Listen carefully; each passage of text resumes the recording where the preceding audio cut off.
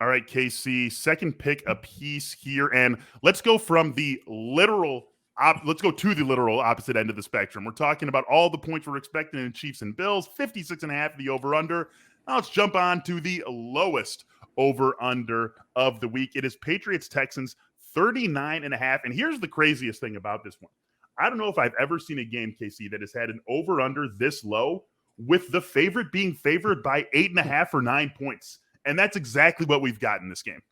The problem is that Houston's got a quarterback, excuse me, Davis Mills. He's got no business being under center in an NFL game. Davis Mills last week went 11 for 21 for 87 yards, 0 touchdowns, 4 interceptions.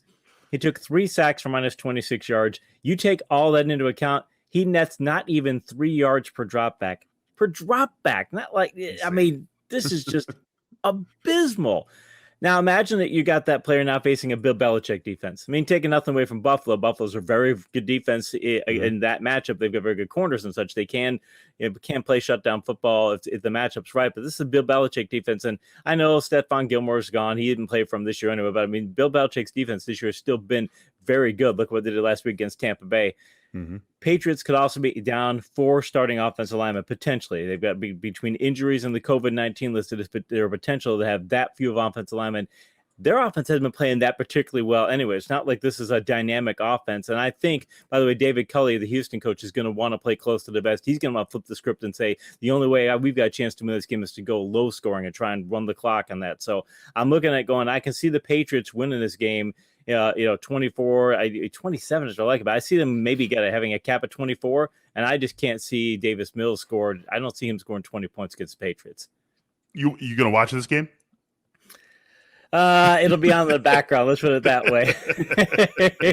I'll watch it since I have an interest in it for this, but yeah, otherwise it's going to be that's one of those games when you start to break it down on tape and I go my all-season tape breakdowns, you go, okay, people say I love to do this for a living. It's like, not when you got to break this game down, you wouldn't.